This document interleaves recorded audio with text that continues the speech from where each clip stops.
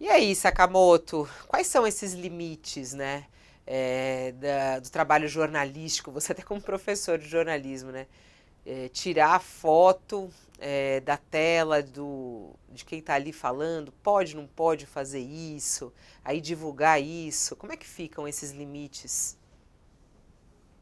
Fabiola, é claro que existem limites, né? É claro que é, só que esses limites são ponderados sobre a luz do interesse público. Você pode falar, mas isso não é meio amplo? Sim, mas é por isso que as pessoas trabalham em redações, tem código de ética, tem jurisprudência, tem tudo isso. Neste caso, na minha opinião, não houve não se ultrapassou nenhum limite jornalístico, havia interesse público, tratava-se de figuras públicas, falando de figura pública, não era uma pessoa, não era um deputado pedindo desculpa para sua amante, ou para sua esposa, ou para o seu amante, ou para o seu companheiro, que seja sobre algum caso acontecido na esfera pessoal deles. Não, estava se tratando de um assunto público de interesse público.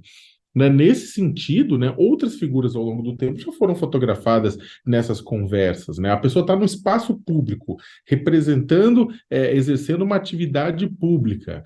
Né? Se ela está lá naquela comunicação, fazendo uma comunicação pública de interesse público, né, é função, sim. O fotógrafo, o jornalista podem olhar, podem registrar, está lá, ele não está invadindo, não está ferindo, está à plena vista. Né?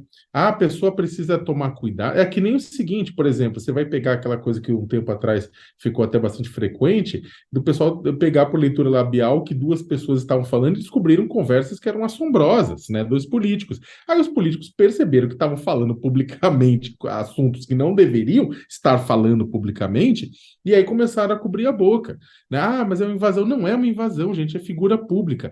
É a mesma lógica, Fabíola, de falar, ah, não, vocês estão querendo entender, tipo, se o presidente da República se vacinou, não é uma questão de fórum íntimo, não é. Ele está atacando a vacina, o ex-presidente da República atacou a vacina diuturnamente. É claro que temos que saber se ele se vacinou ou se ele está atacando a vacina, apesar de ter se vacinado também. Não é. Né? E eu acho que é uma censura que é imposta pelo presidente da CPMI ao trabalho dos jornalistas. Eu acho que todo jornalista, a partir de agora, todo mundo tinha que fotografar celular e tendo conversa que era de interesse público lá na CPI, começar a divulgar, porque não faz sentido nenhum. É uma coisa que, inclusive, não vai ter efeito, Fabiola, porque todo mundo, todo jornalista que está cobrindo um assunto vai fazer quando isso, vai divulgar quando perceber que ali há um assunto de interesse da população, sim.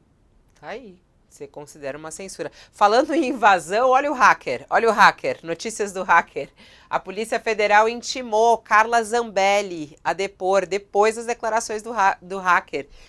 Acabou de sair essa nota aqui, Sakamoto. A PF intimou agora a deputada Carla Zambelli a depor sobre as declarações dele à CPI do 8 de janeiro. O Walter Delgatti, né? E ele disse que foi convidado por Zambelli para falsificar a invasão de uma urna eletrônica. Esse depoimento deve acontecer em setembro, segundo a defesa da deputada. Ela tem muito a explicar, né, Sakamoto? Olha, a deputada Carla Zambelli praticamente é uma ex-deputada em exercício, Fabiola, porque a quantidade, depois de que o STF aceitou que ela fosse réu, naquele caso em que ela perseguiu uma pessoa com a qual ela tinha discutido pelas ruas dos Jardins com arma em punho, né, colocando em risco a vida não só dessa pessoa, como de outras pessoas que estavam passando isso na véspera da eleição, isso já, na verdade, acendeu a luz amarela de que, poxa, isso não é um comportamento que é esperado de uma deputada federal, principalmente da segunda mais votada do estado de São Paulo.